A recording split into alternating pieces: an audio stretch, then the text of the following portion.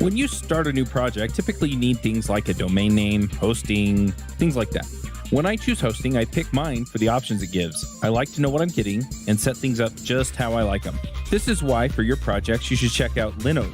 Linode servers feature native SSD storage, a 40 gigabyte network, and Intel E5 processors. That's all the power you need to run VMs under full control, or Docker containers, who doesn't love that, encrypted disks, and VPNs. Plus, they have 10 data centers across the world and add-ons like backups, Node Balancer, and Longview to help you control your server costs. They also offer block storage for your static files, and you can get started with a $20 credit if you use the code JavaScript Jabber 2018. That credit is good for 4 months on their 1 gigabyte server. That's a lot of time to try them out and see if they're the right fit for you. That code again is JavaScript Jabber 2018. Also, if you're interested in working for Linode, they're hiring. Head to linode.com/careers to see their available positions. Hey everybody, and welcome to another episode of Adventures in Angular. This week on our panel we have Shai Reznik. Hello. Joe Eames. Hey everybody. I'm Charles Max Wood from devchat.tv, and this week we have a special guest, and that is... Go ahead, Shai. Juri Strumpflohner. Exactly. Very good. Nice. Hi, everyone. Yeah, my Italian accent's decent. My German accent, not so much. So, do you want to introduce yourself real quick, Juri? Yeah, sure. So, as Shai said, my name is Juri Strumpflohner. I'm from South Tyrol, which is a very small region here in Italy, the very north. I work as a software developer. I did a lot of full stack development, so basically JavaScript on the front end, Angular.js, and on the back end, mostly C#, Java, that kind of stuff. But most recently, I'm more on the front end, more doing Angular development. And I also work as a freelance consultant and trainer. I'm doing workshops in-house at some companies, and I publish training courses on Egghead. Awesome. How many languages do you speak? Actually, German, which is my native, then Italian and English, but that's pretty much it. Now in JavaScript and also... Now in JavaScript, TypeScript. Right. Awesome. Well, we brought you on to talk about, I think it was a talk you gave at NGBE, talking about creating and publishing Angular libs libraries. Yeah, exactly. At NGBE, it was the first one, and then I gave a second version of it, basically an improved version of it, or from a different kind of perspective at NG Vikings. Nice.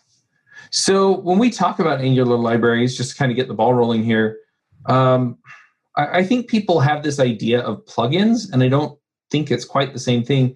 When you talk about Angular libraries, what exactly are you talking about, and how does it connect with Angular?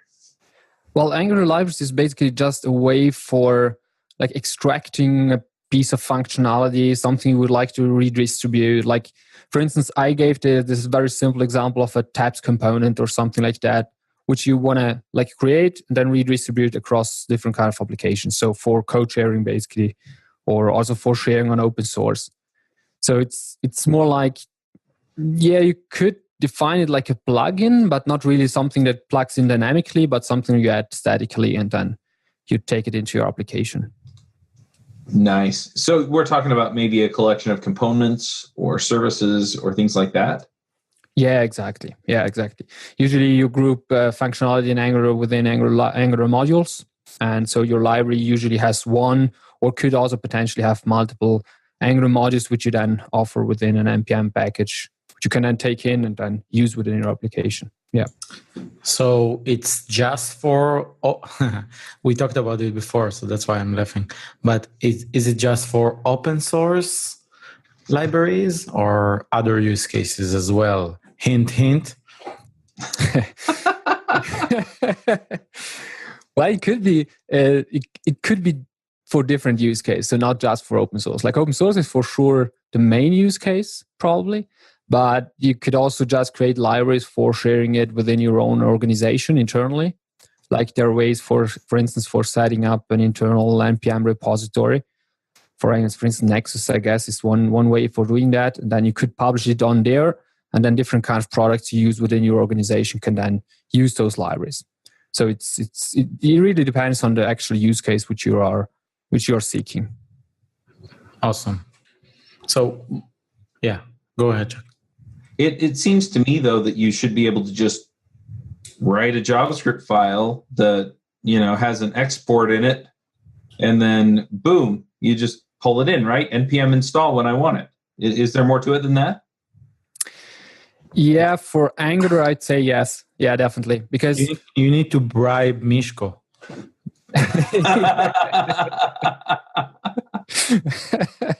It's not that easy. No, it's mainly because like components have external HTML templates which they need to pull in, and then they have, for instance, external styling files which could then be written not in CSS but in Sass. So you have different kind of also compilation steps, and then also basically when you distribute your library, you should respect different kind of formats, which are those so-called Angular package format, because those are already made in a certain way, or the spec basically is written in a certain way such that it works with the tooling which is currently used in those Angular ecosystems. And so that's basically why you have to follow a certain kind of steps, certain kind of series of steps to build your libraries. Wait. So can you give a few examples to the like tooling that or stuff that needs the different module types? So because most of the people work with Webpack, let's say. Mm-hmm. So it works with just one module type, right? I think. Yep. Not ESM. There is 5 like. The ESM5 modules. Yeah. I think will get loaded by Webpack. So Webpack why would you need what are the other types and why would we need them? Well, for instance, take the maybe silly example of Blanker, for instance. Like if you want to share some code online, which is actually really useful because, for instance, on your documentation pages, or if you want to like send some reproduction use cases on GitHub repos, like Blanker is a very good way for creating a small Angular app which runs directly in the browser. So it's not even compiled. It really transpiles the TypeScript and everything in the browser. And so there, for instance, you would consume UMD modules. Like you don't have something like ECMAScript, which gets loaded, at least not until now. But you use UMD, which is consumed by System.js, and then you pull in those kind of package format. But not only Blanker, for instance, also if you have server-side rendering, like if you have a project which gets pre-rendered on the server side, which is in the Angular world known under the Universal project, there basically Node.js would consume your library. Node.js on the other side, again, would consume the UMD format as far as I know. So Node is also UMD as well as the System.js? I think so. Like as far as I know, the last time I checked, it consumes the package format, which is pointed in your package JSON by the main entry point, so the main part, and that usually points to UMD. Okay. But I think that will change over time. Like once ECMAScript modules get more and more supported, that might change, and you might straight go to the ECMAScript modules rather than UMD packages. And what about tree shaking? Yeah, that's an important part, actually, because you want to tree shake out everything which is not used in your library. And that's also one of the reasons basically the Angular team created that APF, or Angular Package Format Specification, because in there they had one goal, or they followed one goal, which was actually to allow those applications or those libraries which you pull in to be as good as possible for tree shaking, so be as optimal for tree shaking as possible. Let's just give a context about tree shaking, just for people who don't know about it. It's just like removing unused code. If you're like taking, I don't know, a library and you just need like Lodash and you just need one function out of all of it, it will just remove all the rest of Lodash and will just take the necessary code that you're actually using. So that is tree shaking. And the format that you're talking about is an optimized version of a model for this kind of test, this kind of tree shaking, right? Yeah, exactly. Yeah, they basically, like, you always start with ESM, so with ECMAScript modules, because that's the only way like tools can hook on and then do tree shaking, or find follow those paths with which tools and which classes, which files you include actually. And then the team came up with that format called FASM, which is nothing else than flat ECMAScript modules, where they basically pull in all the single ECMAScript models into one file, which is a flat file, which has all the import statements at the very top and then the export statements towards the bottom. And so tree shaking is more optimal on those files, and also the build time overall, because the tools don't have to follow all the single ESM files which you may include, but it's just that one entry pointer basically which can be used for the compilation process.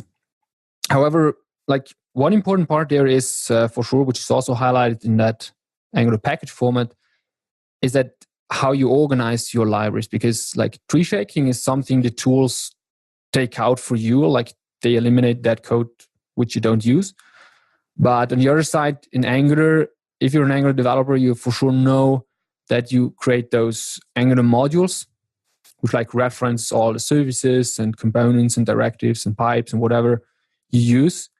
And so there it's really important to not create like one single Angular module for the whole package, because then you basically eliminate the tree shaking again. So you lose that benefit because it's actually referenced, so it's being used, and you can't tree shake it out anymore. Okay, so what?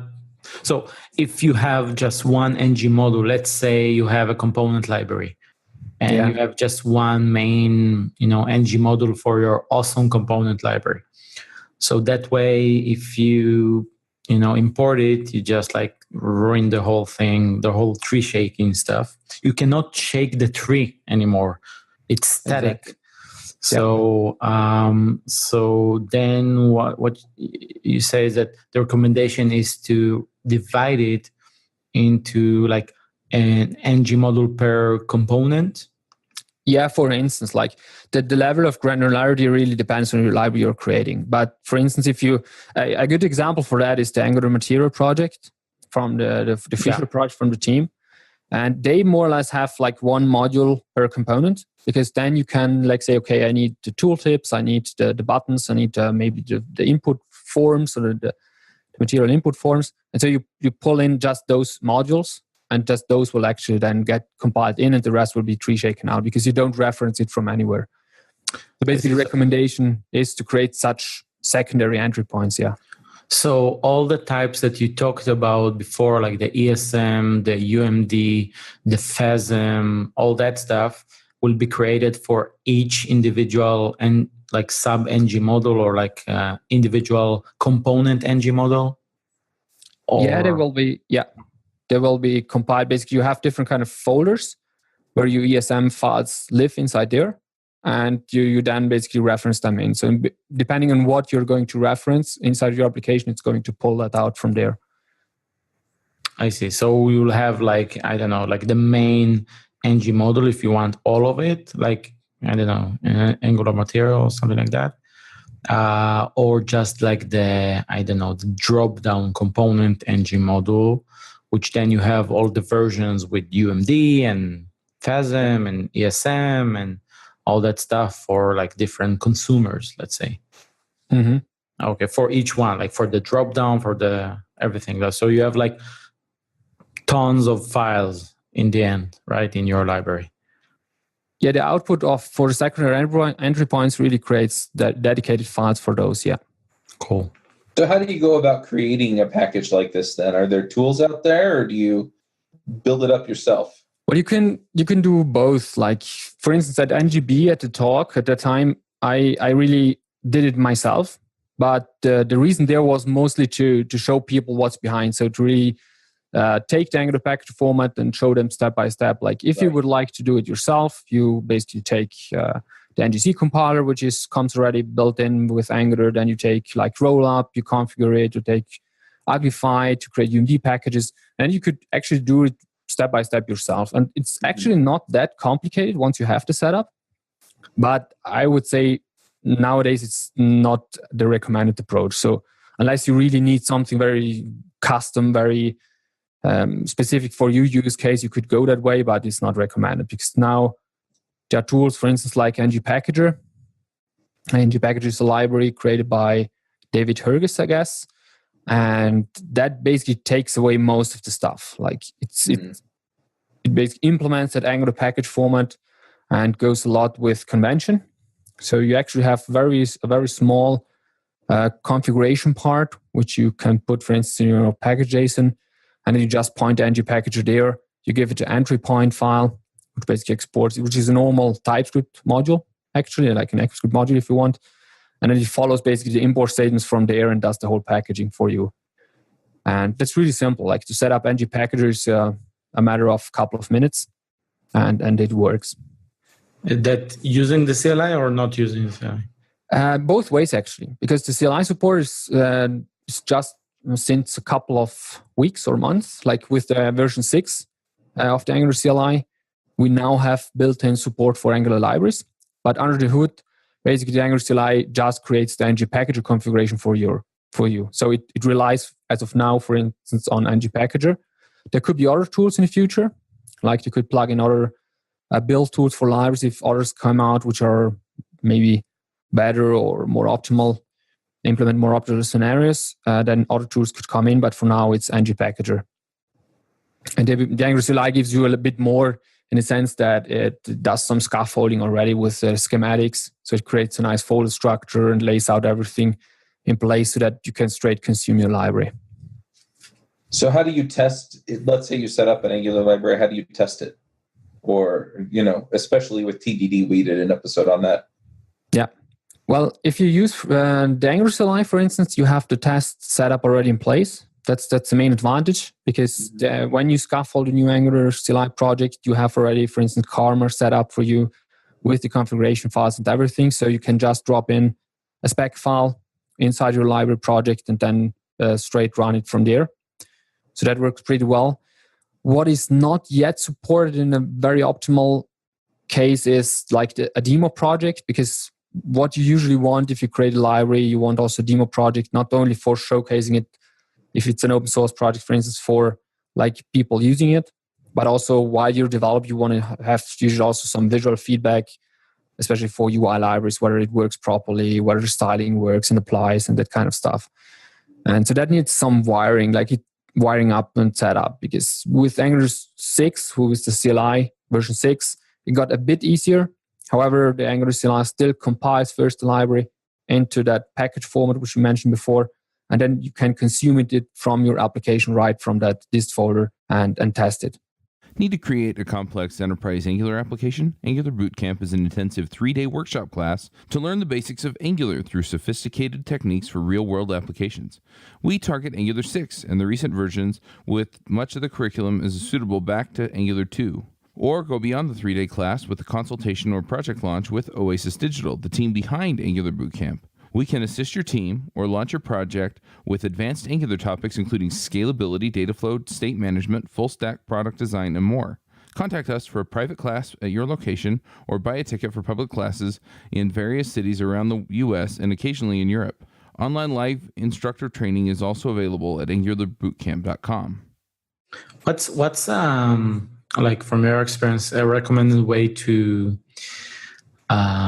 work with it on a day-to-day basis with the rest of the project? Like, you have a different, I know you have different options, right? You can work with it like in a versioned way, right? You take like a specific NPM version of that library, or you can NPM link and work straight with the sources or something like that.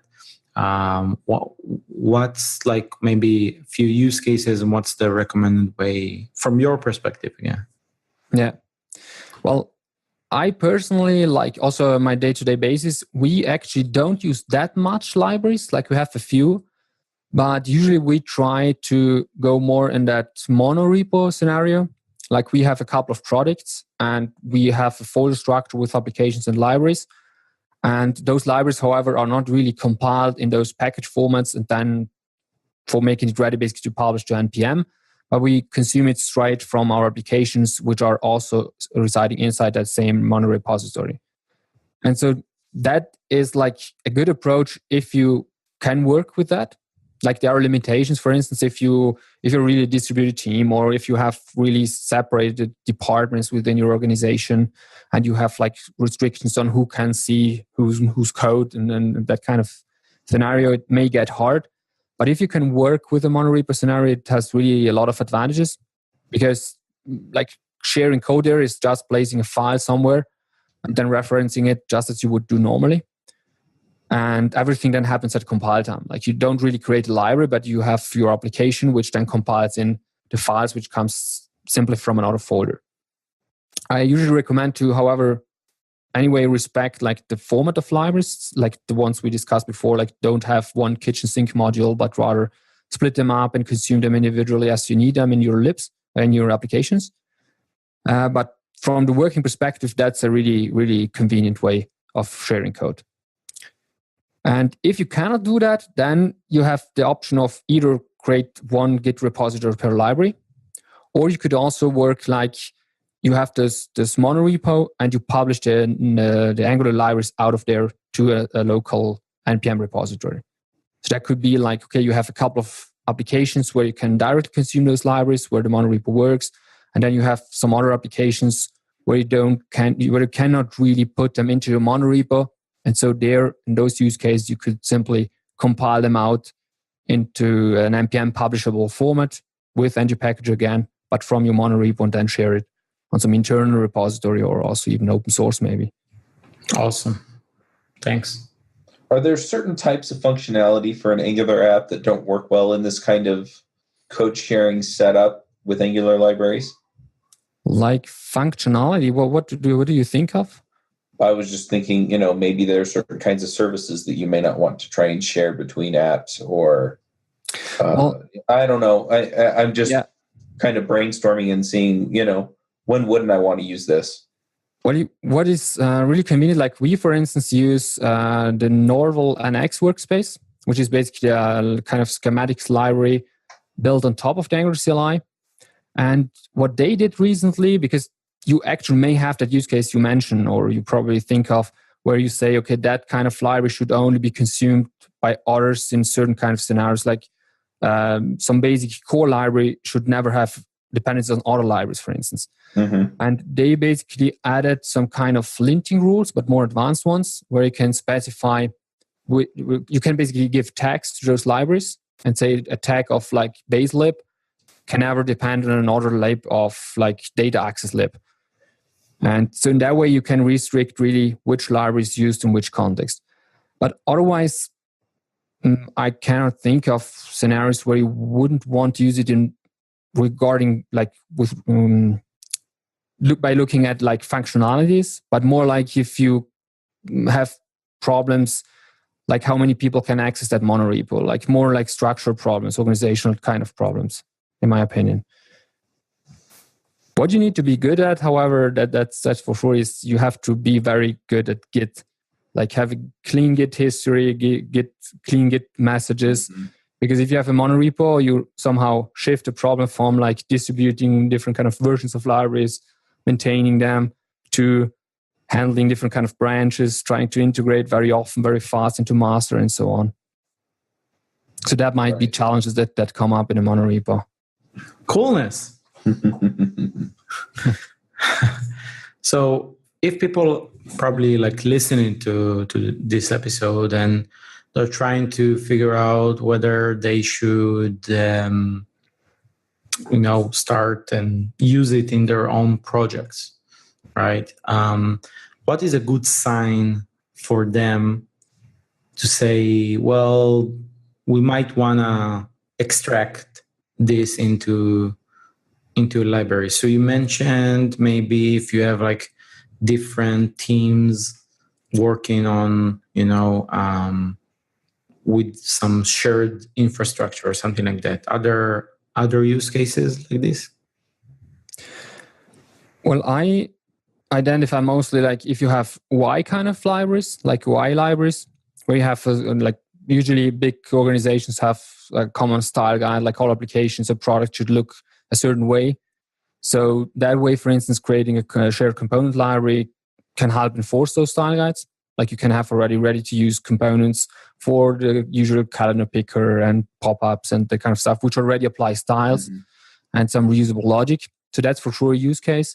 But also if you have like standardized REST endpoints, then also we have, for instance, in our company, libraries which just are logic. So basically they abstract the way the communication with your backend. They do already some deserialization or serialization of how parameters are handled and sent to your backend and so on. But that really works if you have the standardized part also on the backend side. Like if you say, okay, we have some kind of standards established throughout our organization, our REST APIs usually answer in this way, our errors are being returned in that way. So you can already have some libraries and also, for instance, Angular interceptors already in those libraries built in. So once you kick your library into your application, it already hooks up the logging and error handling, just as you do throughout all your applications. So I usually see those two pieces for reusability. So more the UI part and more the logic part where you reuse basically data access stuff for logging or error handling. Also maybe shared models, like in a sense, data structures which you have throughout different kind of applications which you want to reuse.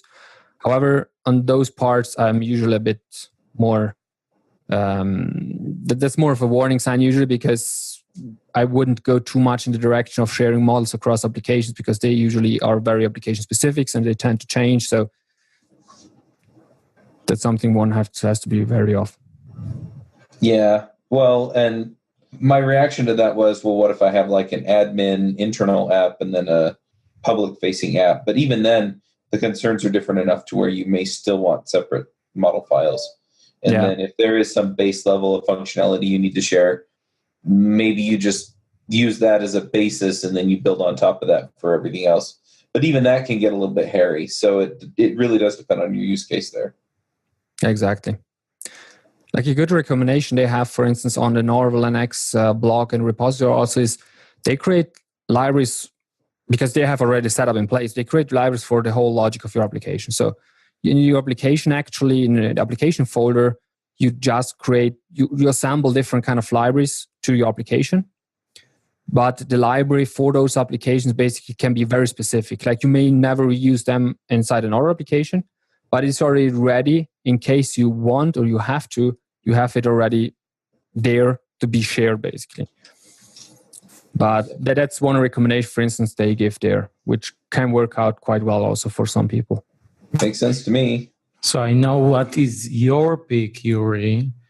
It's probably Narwhal extensions, right? Yeah, if you go into the monorepo scenario, definitely. You should definitely check that out. Like the Angular CLI is currently moving into that direction, but they're not yet there, obviously, because they target the more generic case, like they have to satisfy all the different kind of use cases, where Narwhal already goes very strongly in that monorepo kind of scenario. So they have the utilities, things built around that monorepo use case.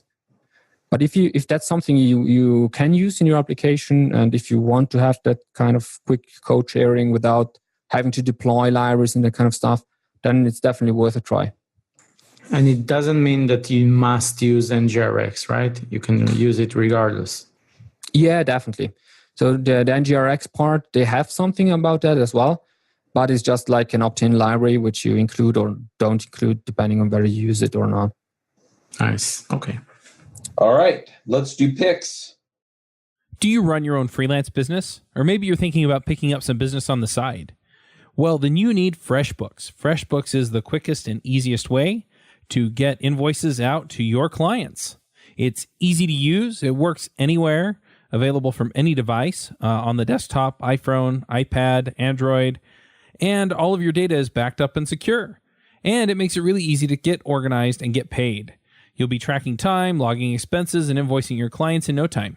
You can also save time billing, freeing up several days per month to focus on the work that you love, and you get paid faster. FreshBooks customers are paid on average 5 days faster because there's a link on the invoice that says pay me now. And it's a great way to grow your business. Plus, FreshBooks is offering a 30-day trial. That's right, 30-day trial if you try them out. So go to gofreshbooks.com/devchat and enter devchat in the How Did You Hear About Us section. Once again, for a 30-day trial, go to gofreshbooks.com/devchat and enter devchat in the How Did You Hear About Us section. Joe, do you have some picks for us? Joe is gone. Joe's going to pick his mute button. Shai, do you have some picks for us? Oh, I'm glad you asked. I pick Joe. No, I pick Plus. I pick. I'm reading this awesome book. You can call it a business /product entrepreneurship book called Jobs to Be Done. By the way, no, this is the theory name, but the actual book name is Competing Against Luck: The Story of Innovation and Customer Choice, which is an awesome book. It's kind of reminds a little bit. It's a complementary method to the lean startup method, which is like, testing your assumptions and stuff like that. So this is another way to look at the problem, not in a more concise way, not like a generic, here is the problem that the customer has. So that's one recommendation.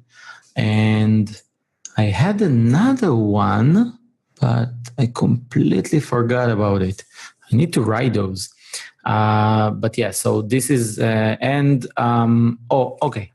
I can plug my blog post. So I wrote a blog post about RxJS switch map. So it's a continuation to a talk me, Pete Bacon-Darwin, and Mike Brocky gave at NGConf on switch map. So I wrote a continuation blog post about other operators like concat map and merge map. And so if you ever struggled with those operators and to understand what the hell are they doing, so check out that blog post. You're pretty obsessed with switch map. Yeah, I used to I don't have a thing for it, huh? Yeah, I used to kick myself a lot, for not remembering what is it doing. But now I cannot forget about it. I dream about it. So you drunk dial switch map in the middle of the night. Yeah. What are switch map's house to see if it's home? Exactly. What are you up to, switch map? Just switching. And Mapping. Trying to take a map. Yeah. Okay. So those are my picks. Awesome. Joe, what are your picks? All right. So I would be remiss if I did not give myself a little plug here. I just released my new course, Unit Testing in Angular. Woohoo! Yep, that is out. If you're interested at all in unit testing, go check it out over on pluralsight.com. And my other pick I want to throw in here is Prettier. I just put together Prettier and installed it, run on VS Code for the ngdoc project that I work on, and really happy with it. It's kind of weird. It's a little bit new. Never thought I'd be a fan of having somebody automatically reformat my code, but so far I'm liking it. So I know it's not nearly as popular in the Angular world as it is in other worlds, but I'm really enjoying it. So Prettier. It's my other pick. Nice. Yeah, VS Code is super nice. And yeah, all those plugins are really convenient if you have a utility you like. I'm going to jump in here with a few picks. These are kind of more on the business end of things as well. One of them is one that I just found, and it's a system that I use to share contact information with my team so they can reach out to awesome guests like Juri and stuff like that. And it is Full Contact. You can find it at fullcontact.com. It's not super cheap, but it works pretty well. I've been through all kinds of CRM situations and stuff. And anyway, that's the one that I've kind of settled on, at least for the moment, as far as sharing contact info. Another one that I want to pick, and this is something that I just found.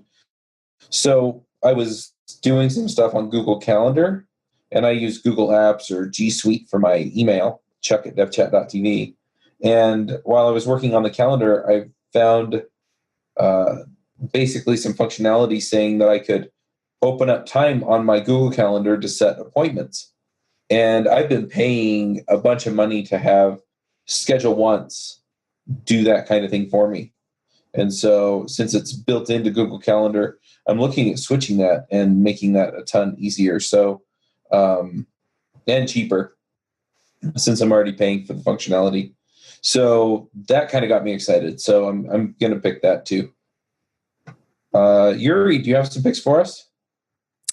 Yep. So the first one is related to the show, which is ngx tabs lib demo, which is a GitHub repository on my own account, which is mostly if you're not sure which kind of format you need, like do you need the standalone ng packager kind of publishing or the more monorepo style or the Angular CLI style. Then I created different kind of branches there where you can basically clone it and experiment around with it. Still have to update it to Angular 6 actually, but otherwise it should be a great point to start and explore different kind of versions of how you could develop and publish your library. And then another one is ngx formally, which is the library I've been using or started using recently, which is for dynamically generating forms in Angular. It's basically the successor of the ng formally project, which I guess was started by Kenzie Dotz, if I remember right. Mm-hmm. And it's actually pretty powerful, and the maintainer is really, really good. Like he kicks out new features on a daily basis. So definitely check that out if you're interested in dynamic forms. And yeah, and finally, shameless self-promotion plug. If you're interested in Angular and getting started with Angular, I have also a couple of courses on Egghead, and I'm about to kick out some others. So check them out and let me know if you like them. Very cool. If people want to find you online, where do they find the stuff that you're working on these days? Is it all on GitHub? Do you tweet about it? Maybe you blog about it? Yeah, it's mostly on my Twitter account, which is JURISTR. And I have the same kind of website like JUSISTR.com, where I have the website and blog where I publish mostly about front-end recently. And on the dark web. And on the dark web. All right, cool. Well, I think that's everything. So let's go ahead and wrap this one up. Thanks for coming, Juri. Thanks for having me. Yeah. Thanks, Juri. All right, we'll wrap this one up. Have more cool stuff next week. Woohoo! Woohoo! Bandwidth for this segment is provided by CacheFly, the world's fastest CDN. Deliver your content fast with CacheFly. Visit CACHEFLY.com to learn more.